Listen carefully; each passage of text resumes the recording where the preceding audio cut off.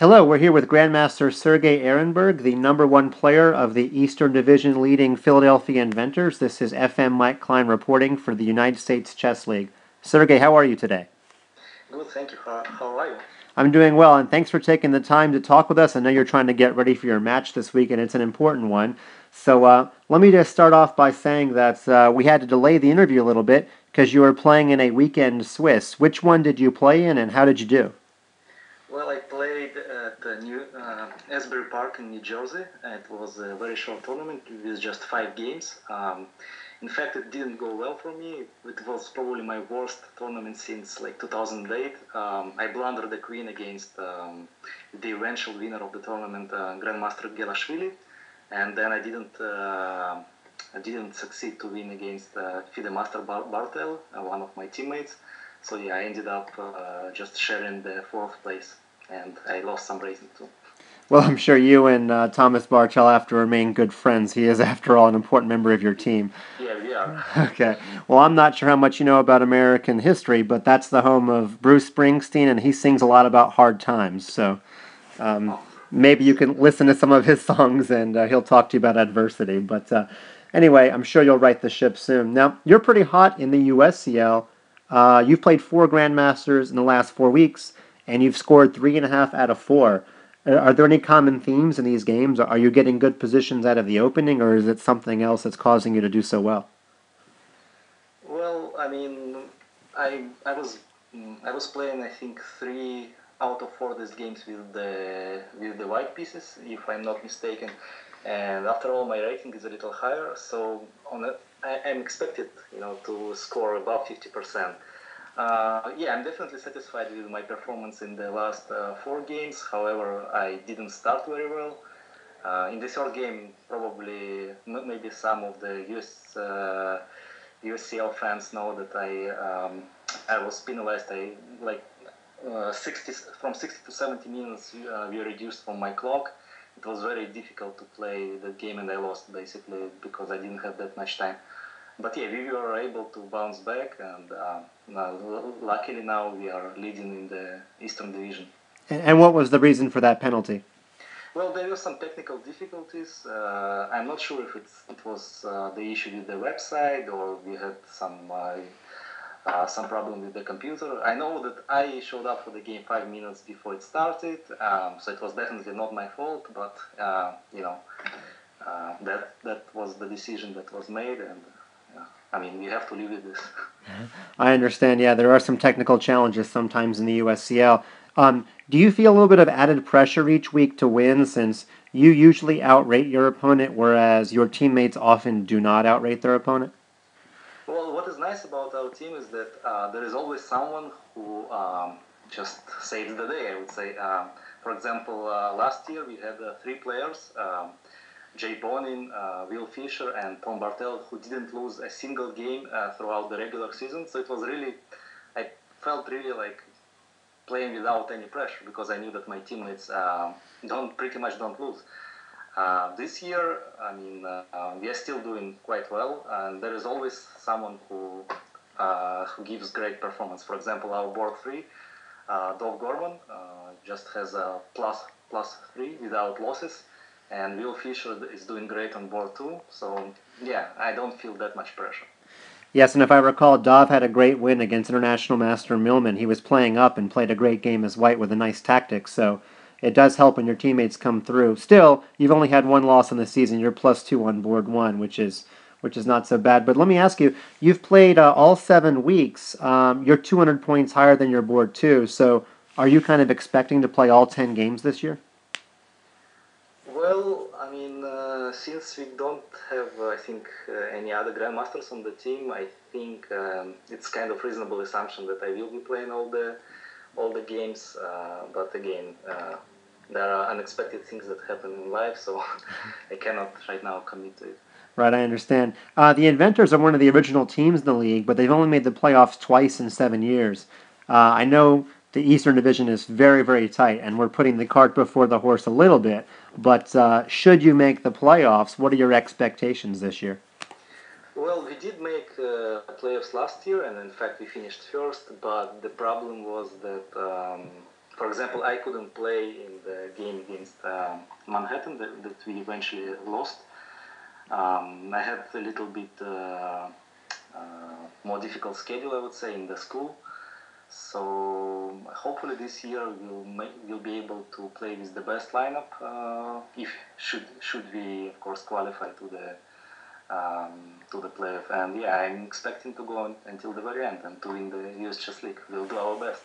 Well, it'll be exciting. The first championship's always the hardest, but many teams often try to stack their roster with some underrated juniors. Now, I don't know all your players, but I was looking at your roster, and it seems like mostly veterans. Am I missing someone, or is everyone on your team an adult?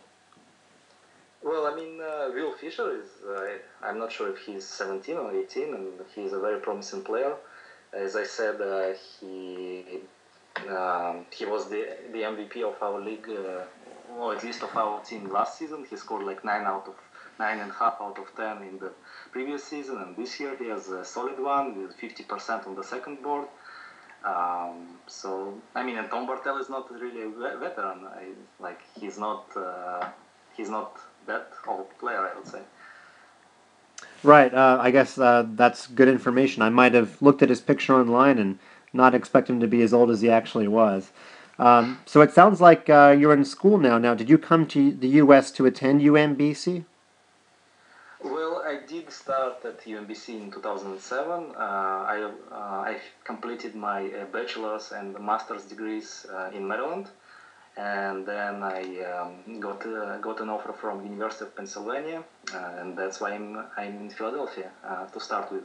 So yeah, right now I'm expected to complete my master's degree in economics at the University of Pennsylvania by December. I see. And then will you stay in academia, or do you think you'll get a job after that? We'll see.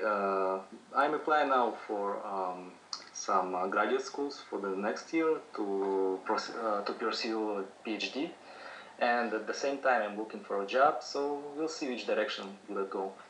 Now, there's a lot of teams that would love to have you. Are you looking at graduate schools that are located in cities that have USCL teams? Well, I would say I have to be honest. It's not my first priority. I would rather pick a school based on its reputation and faculty and research opportunities. So, of course, it would be a nice bonus. I liked playing in the US Chess League. It's a lot of fun, and in general, I like playing for the team. I consider myself a team player, but again, it's not the first priority. So it sounds fair to say that a career in chess is not what you're looking for. Well, I used to be chess professional until I was 24, and I, I would say that I was pretty successful one. But once I chose another path, I would say that right now I don't consider myself a chess professional. I mean, chess professional for me is someone who makes a living only from chess, and that's not who I am right now. So, yeah. Did it not appeal to you, or had you reached your ceiling, or was it the lack of financial rewards? Can you give a reason? I would say that yeah, mostly it was the lack of financial reward. To make reasonable living from chess, you have to be in the top 10, top 30, and by that time I was almost 24, so I could have proceeded. I was about top 100 at that point, but it's very risky to be professional entire time because there are no like social benefits or I mean you are not getting younger with the age, right? Whereas when you proceed with a career, there is always chance for promotion, and in general it pays a lot better. I mean, Well, just in chess there is no much money. I can understand that. Things are getting a little better, but I admit it is a little bit risky to have a career in chess sometimes. So, where did you move here from? Well, I'm from Israel, but I was originally born in Russia. So when I was 15, my family immigrated to Israel, and I did serve in army over there and played chess professionally. But by the end of year 2006, I decided that I should get academic education, college degree. So this was one of the reasons that I moved to the States. And you won the Israeli championship once when you were only in FM, is that right? Yeah, I won Israeli championship when I was 21 in year 2004. So yeah, it was one of my uh, chess highlights, I would say, career highlights. I played for the national team. We did win silver medals in the European Team Championship in 2005, and I qualified for the World Cup. So I did have some successful tournaments, but again, it's not that you can become a millionaire from being at like top 100. I see. Are you still friends with a lot of the Israeli national team players like Gelfand and Radstein and all those guys? In fact, I'm kind of coaching. I'm kind of a coach of Israeli national team. So I do whenever I visit Israel, I meet with most of the people on the team, and we work on chess. That helps me to keep myself in shape, and it helps them too because it's always better to analyze with someone strong instead of just looking at the computer and see the suggested lines, because computer sometimes lacks intuition, and it's always nice to have someone to work with. And are there things that you miss from back home, either from Russia or from Israel? Well, from Israel, I definitely miss the weather. And, Israel is a very nice country to visit. It's maybe it's a lot easier to make money in the States, but for vacation, Israel is definitely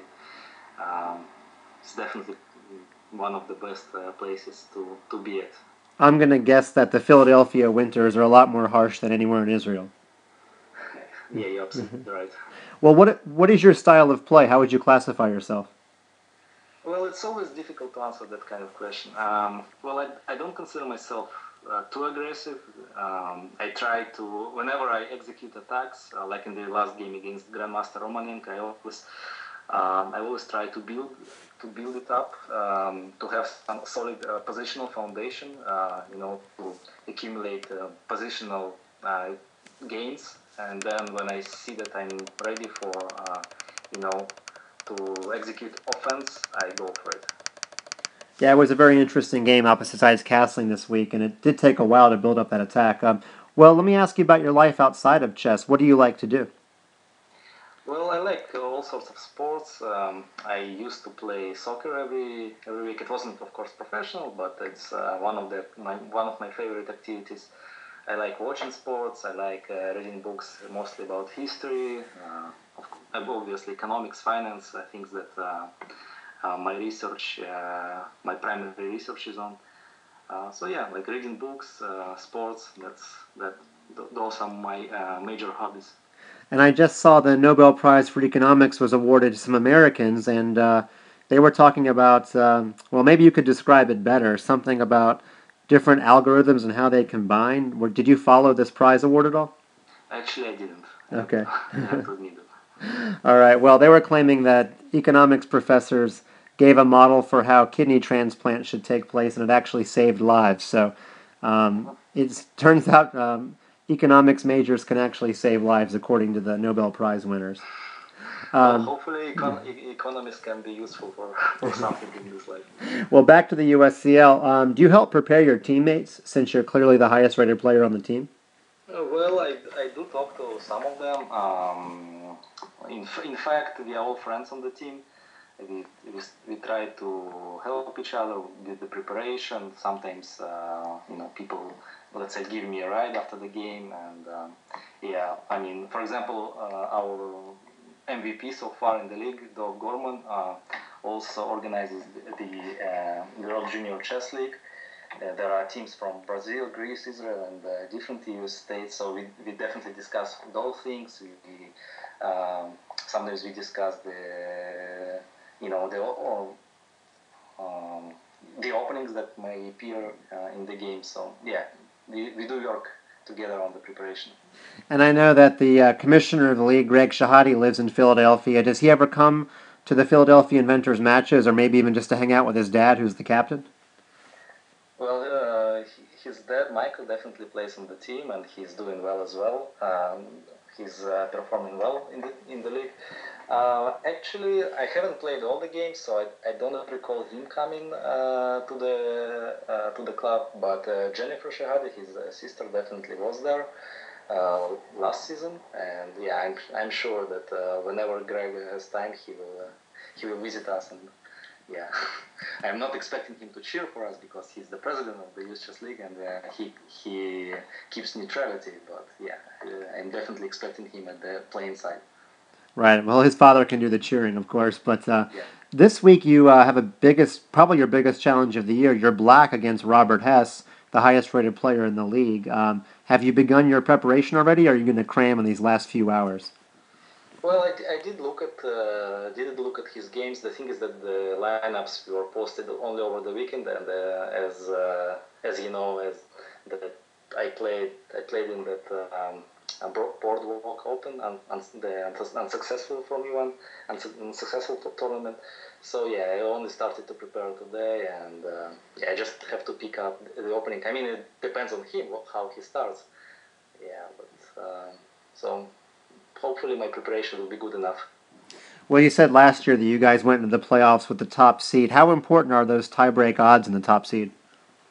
Well, it gives the confidence to the teams with better odds. It's just the choice of openings. I mean, you play a lot more relaxed when you know the draw is okay. Unfortunately, it didn't help us last year, but I believe that we didn't show up with the strongest lineup. Hopefully, it will be different this year. I'm sure Michael Shahadi's calling your professors now, making sure they don't assign any papers for those first couple weeks of the playoffs. But well, let me just Yeah. ask you in closing, what's the most influential chess book that you've ever read?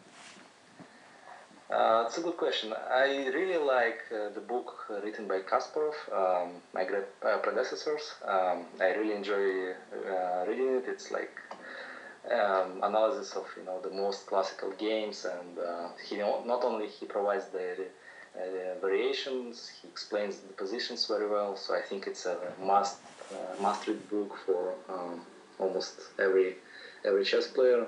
Other than that, there are interesting stories. He describes, the background of the World Championships, how they grew up, like what was the time they lived in. So it's very interesting book from all the perspectives. And is there a particular volume you recommend, or you just recommend the whole series? Yeah, I would just go for all of it. It is very, very detailed analysis, and I think he began wanting to do only a couple of volumes, and it turned into, I don't know how many, 5 or 6 volumes. So, Yeah, I think there are five right now. right, right. He put a lot of time into that. Well, thank you very much for your time, Grandmaster Sergey Erenburg. Before we leave, we'd like to thank the sponsors of the USCL, Poker Stars, the ICC, and Chess.com. Good luck this week, Sergey. Thank you. Thank you so much. Okay, bye-bye.